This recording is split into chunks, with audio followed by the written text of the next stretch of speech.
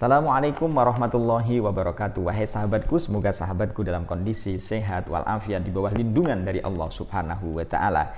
Dalam sholat itu ada sunnah ab'ad, ada sunnah hayat. Sunnah ab'ad adalah sunnah yang kalau ditinggalkan maka kita akan sujud sahwi. Tapi sunnah hayat adalah ketika kita meninggalkan sunnah-sunnah itu kita tidak sujud sahwi. Tentu orang yang meninggalkan sunnah hayat, sholatnya tetap sah. Hanya saja memang ketika dia meninggalkan sunnah hayat, pahalanya berbeda dengan mereka yang melaksanakan.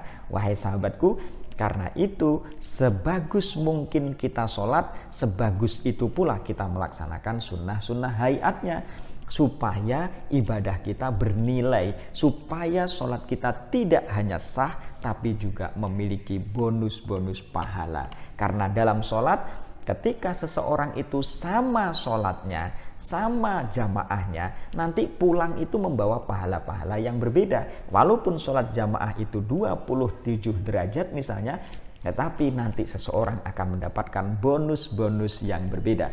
Jawabannya kenapa? Karena mereka melaksanakan sunnah hayat dan ada pula mereka yang tidak melaksanakan sunnah hayat. Wahai sahabatku, apa di antara sunnah hayat itu? Di antara sunnah hayat itu adalah pertama, dia mengangkat tangan ketika takbiratul ihram. Ingat wahai sahabatku, dalam takbiratul ihram itu ada rukun qauli. Rukun qaulinya adalah takbir, mengucapkan Allahu Akbar. Mengangkat tangannya adalah sunnah hayat.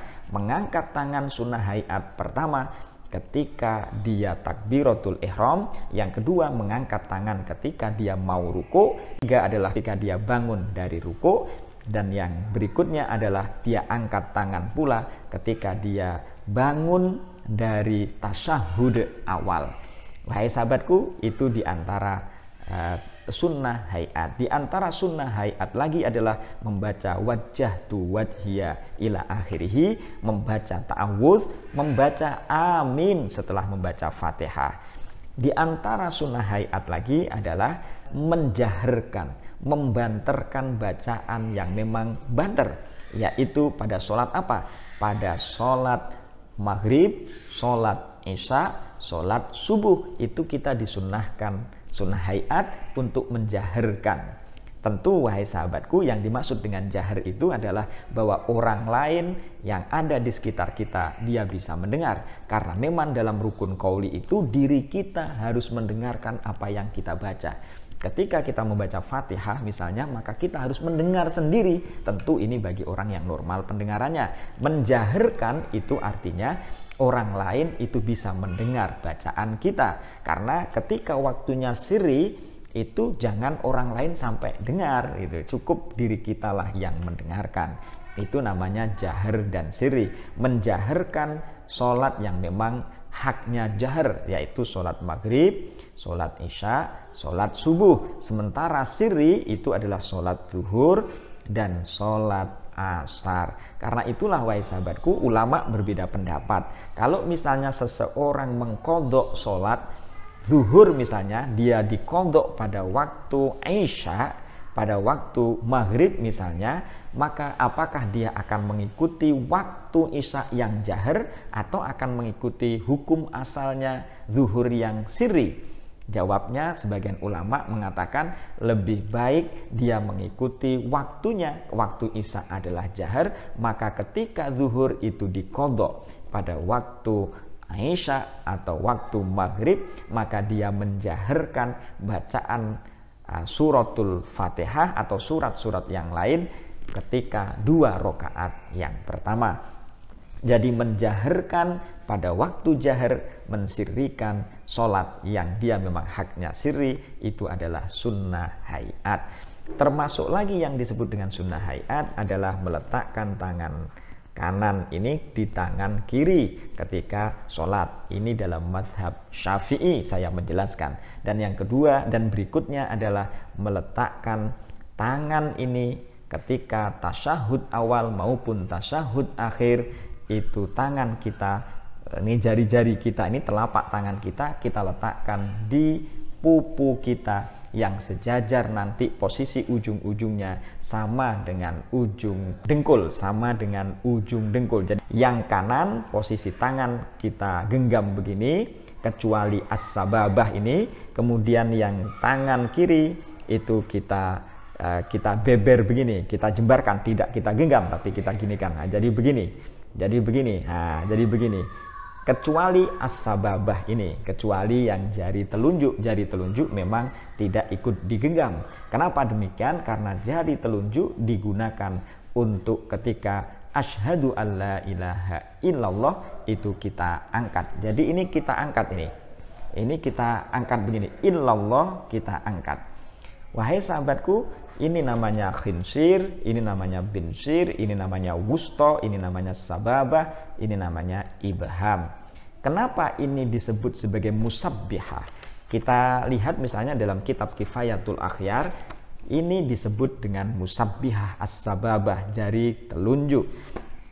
Pertanyaannya, di dalam kitab ini dijelaskan kenapa sih ini disebut sebagai musabbihah? Kenapa dia sebagai musabbihah yang bertasbih bahasanya? Jawabnya adalah karena ini menyucikan Allah Subhanahu wa ta'ala. Bahwa yang disebut dengan tasbih itu ayat tanzih, itu mensucikan Allah Subhanahu wa ta'ala. Karena itulah ketika ini tidak menggenggam dan ini begini wahai sahabatku, ini begini, dan kemudian ketika illallah asyhadu alla ilaha illallah kita angkat begini, itu sama dengan illallah mentauhidkan Allah, satu Allah tauhid. Jadi tidak hanya di qaul tapi juga fi'lun.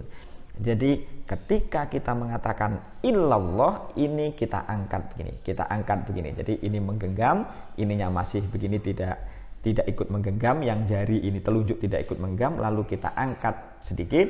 Itu pas kita mengucapkan illallah, tidak menggenggam, illallah kita angkat. Jadi kalau misalnya ini tetap disunnahkan, misalnya begini wahai sahabatku, suatu saat karena ada kejadian kita bekerja dan lain sebagainya. Nah, ketika kita bekerja lalu tangan kita ini putus misalnya karena kena gergaji misalnya, maka kita pun tetap disunnahkan untuk membayangkan bahwa tangan kita, telunjuk kita itu kita angkat. Asyhadu alla ilaha illallah, kita angkat juga ini, telunjuk kita ini. Itu kalau ada pertanyaan kenapa ini disebut sebagai musabbihah, jawabnya karena telunjuk kita ini menunjukkan tauhid, mentasbihkan Allah Subhanahu wa ta'ala. Ketika mengucapkan illallah kita angkat. Jadi mengangkatnya kapan? Mengangkatnya adalah ketika illallah itu. Nah, hai sahabatku, dalam kitab Kifayatul Akhyar, dalam mazhab Syafi'i, memang kita yang dimaksud dengan mengangkat itu adalah menggerakkan ke atas, tapi bukan dengan cara menggerak-gerakkan begini, bukan. Kenapa? Karena dalam kitab ini dijelaskan bahwa tidak ada hadis yang tegas yang menjelaskan tentang gerak-geraknya ini. Walaupun dalam kitab ini juga dijelaskan bahwa ada hadis yang bisa dimaknai demikian itu. Imam Nawawi mengatakan wa fi wajhin annahu haramun mubtilun lis-shalah. Ada ulama yang menjelaskan jangan menggerak-gerakkan begini, karena ketika menggerak-gerakkan begini itu bisa haramun, itu hukumnya haram, dan itu mubtilun lis-sholati, itu bisa membatalkan sholat. Maka karena menggerak-gerakkan begini ini, itu perbedaan pendapat di kalangan para ulama, bahkan ada yang mengatakan mubtilun dan ada yang mengatakan haram. Maka kaidahnya mengatakan al-khuruj minal khilaf mustahabun, bahwa keluar dari perbedaan pendapat itu disunnahkan. Maka sebaiknya tidak usah menggerak-gerakkan, karena yang dimaksud dengan Rasulullah menggerakkan jarinya as-sababah atau musabbihah tadi itu maksudnya adalah mengangkat sedikit, mengangkat qalilan, mengangkat sedikit. Ketika mengatakan illallah, mentauhidkan Allah.